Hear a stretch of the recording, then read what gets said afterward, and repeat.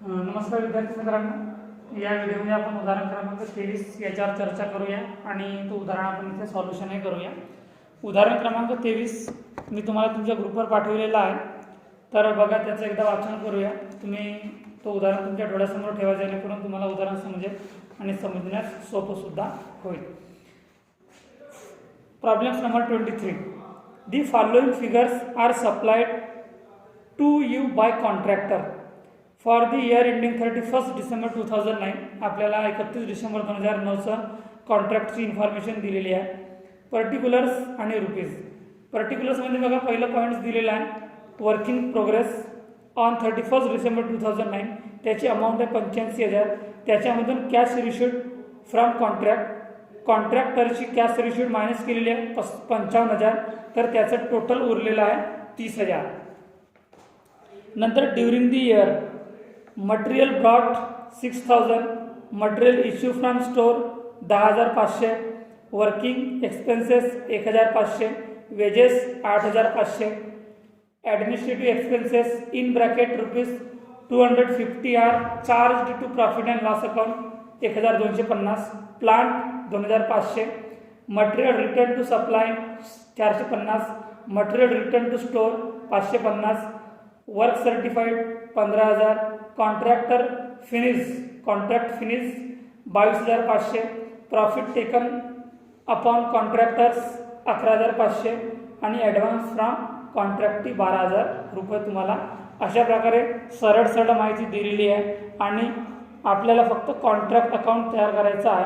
हा उदाहरण पाहिजे त्या स्वरूपात कठीण नाही आहे, खूप सोपं उदाहरण आहे, सरळ दिलेलं आहे। काही तुम्हाला ॲडिशनल इन्फॉर्मेशन, काही अदर इन्फॉर्मेशन दिलेली नाही आहे, काही पॉईंट्स, काही पर्सेंटेज डिप्रेशन वगैरे सुद्धा दिलेलं नाही आहे। तर आपण बघूया कॉन्ट्रॅक्ट अकाउंट जो आपल्याला विचारलेलं आहे। सरळ दिलेलं आहे, प्लेन उदाहरण दिलेलं आहे आणि अशा प्रकारचे जर उदाहरण तुम्हाला विचारतील तर ते फक्त 8 मार्कसाठी विचारू शकतात आणि जर 16 मार्कासाठी जर तुम्हाला प्रश्न विचारेल कॉन्ट्रॅक्टवर आणि कॉन्ट्रॅक्ट अकाउंटवर तुम्हाला 20 मार्कासाठी प्रश्न विचारेल।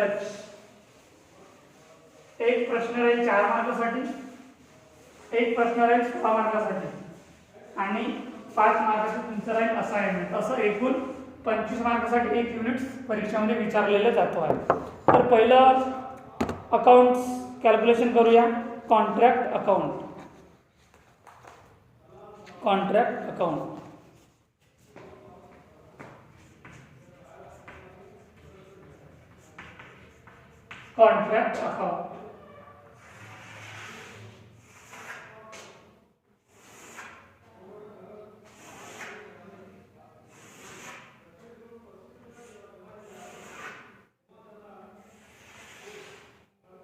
particulars, rupees,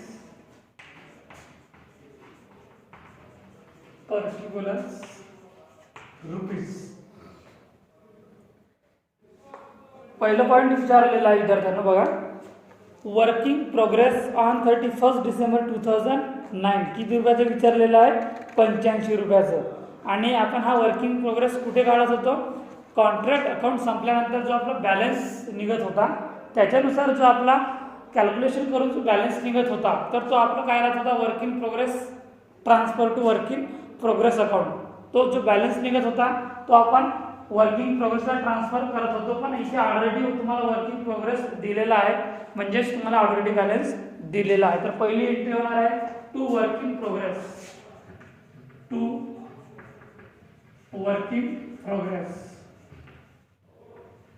कॉन्सेप्ट या बॅलन्स किती दिलेला आहे? वर्किंग प्रोग्रेस 85,000 रुपये दिलेला आहे, 85,000। नंतर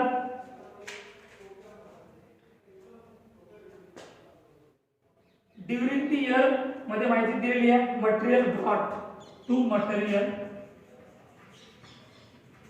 किती दिलेलं आहे? मटेरियल 6,000 रुपयाचं मटेरियल आहे, 6,000 रुपयाचं। नंतर material issue to material issue किती दिलेलं आहे? 10,500 रुपये, 10,500 रुपये।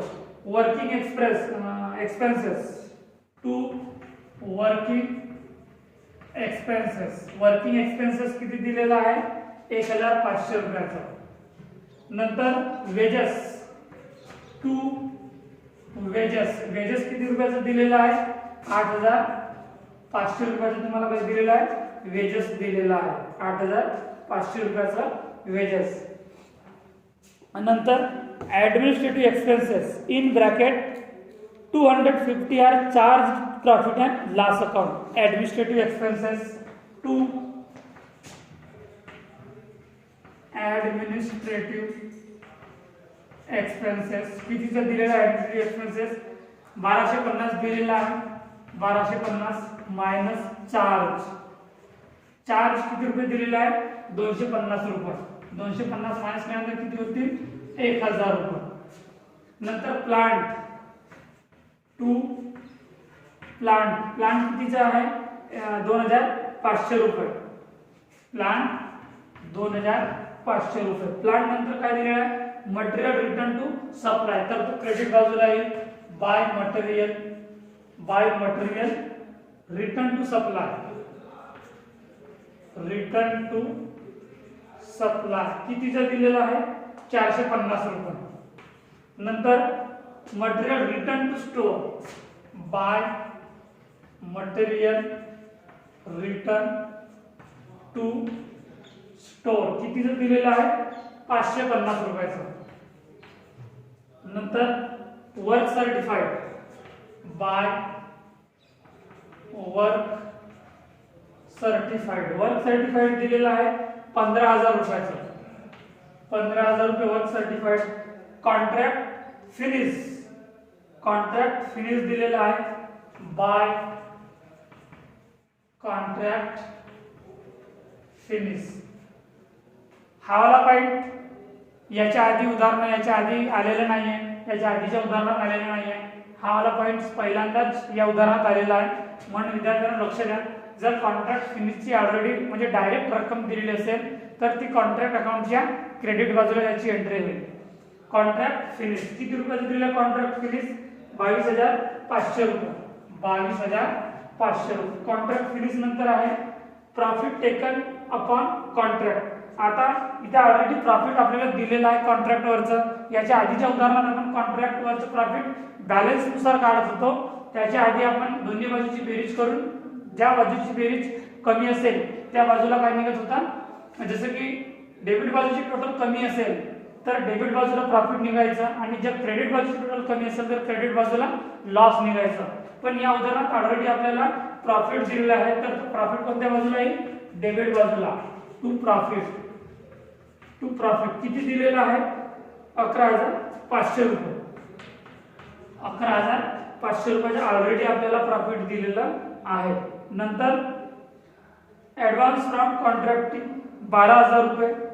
त्याची एंट्री होणार नाही कारण तो ऍडव्हान्स दिलेला आहे.